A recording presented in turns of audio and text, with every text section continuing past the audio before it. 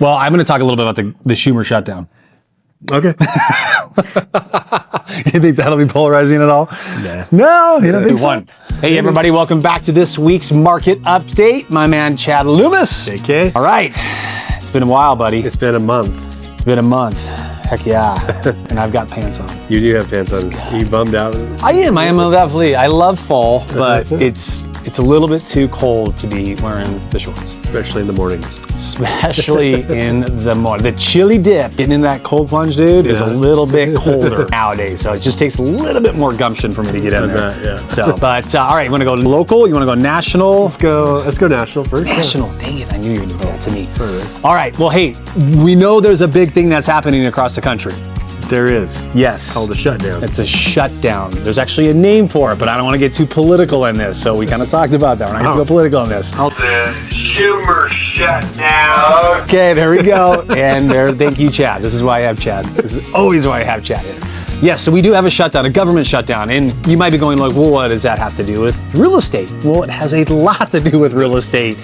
You know, you think about the VA loans that are out there, you think of the RD loans that are out there, the first-time home buyer loans that are out there, they're all government-backed loans. And of course, obviously you got FHA and other mortgage-backed loans, but those are the ones that are really being affected. And so we're already seeing a lot of extensions happen. We're already seeing people that were trying to get approved for loans not getting approved yet because of the government shutdown. So that is impacting sales across the country. Now, are they affecting it locally? We'll find out from Chad. Now? That was a good intro. That was decent. I know, that wasn't bad. Leighton thinks it's a good one. Leighton thinks it's a good one. All right, yeah, so over the last 30 days, we have had a dip of 29 pending sales, which is expected. We're down to 161 overall. 115 to 215 range dropped 7. We're down to 18 there. The 215 to 315 dropped only 2. We're down to 43, so that's staying relatively healthy. The 315 to 5 dropped 9, and the 500 plus dropped only 3. Oh, really? So not too bad. That isn't bad, actually. Down to 32 there. Yeah. And active homes on the market, we're exactly the same, 226. So, Yeah. pending sales have dropped. Inventory is staying relatively flatline there, and it's still busy, I feel like. Yeah, I would say though, I'm talking to a lot of agents that are seeing shorter amounts of, or not, talking to a lot of agents that are seeing less and less showings on properties right now.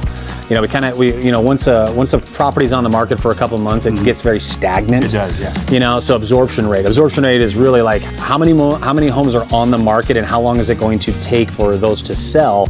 Those continue to just creep every single week as we're seeing, and especially in the high end. I mean, you know, the low end is always, no matter what type of a market, it seems like the lower end is always on fire.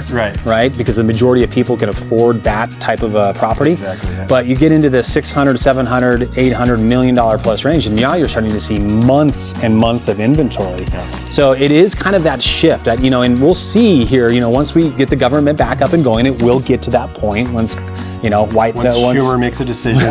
once the government gets their act together, the government will get back to work. But it's going to be interesting to see, because one great thing is that the interest rates have started to decrease, and we love the fact that those are starting to come down.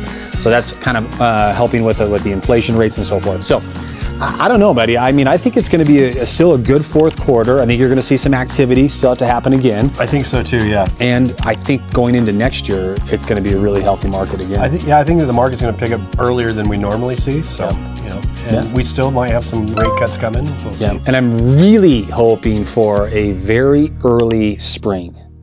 I bet you so the shorts can come back out, buddy. Shorts come back out. Guaranteed. I'm hoping for that. No guarantees, but hoping for it. So, all right. What else? Anything else? Yeah, I think that's about it for now. Okay. Yeah. All right. We got to get Chad some Nicorette gum, because he needs a little more energy over here. So I get a pump. Yeah. Take a moment. Sorry, guys. All right. Well, that's all we have for you this week.